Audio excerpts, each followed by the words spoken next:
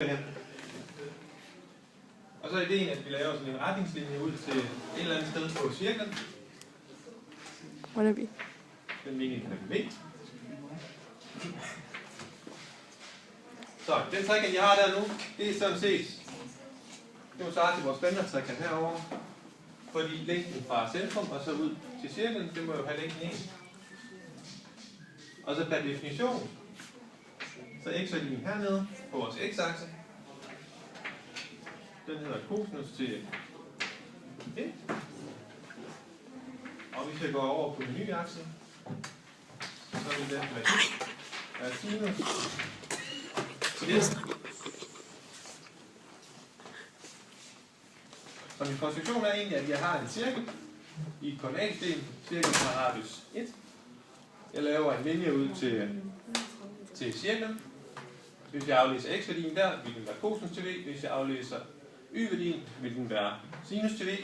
Det vil også sige, at hvis vi tager bare punktet heroppe, den må så hedde cosinus til v og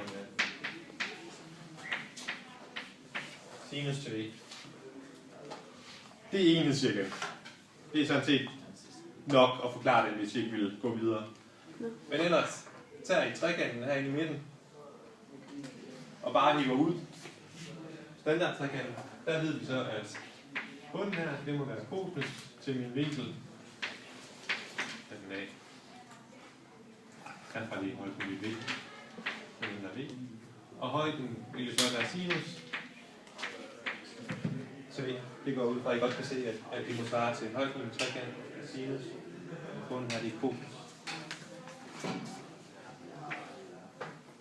De to trekanter herovre, de er ensvinklede, så derfor kan vi skrive et forhold mellem dem.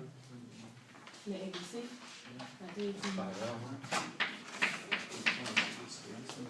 Så forholdet mellem dem, det kan jeg jo finde hurtigt ved at bare kigge på hypotenusen i de to her. Så det må være C over 1. C over 1, eller bare C, det er mit forhold. Jeg kan også skrive de andre sider op. Så mit forhold, det må være det samme, som hvis jeg tog sinus, eller undskyld, A hernede, divideret med sinus til min vinkel.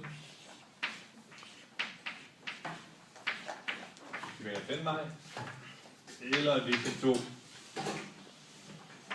B, divideret med cosinus til min vinkel. Det er sådan set det samme forhold. Så hvis jeg bare skulle plukke det lidt ud, så mit forhold det er det samme som C, så jeg kan skrive C, det er det samme som A over sinus til min vinkel. Hvis jeg flytter lidt rundt her, hvis jeg bare isolerer sinus til min vinkel, så vil det her sinus til V, så flytter jeg herover eller gange over, og så dividerer jeg C over. Så det må være A over C.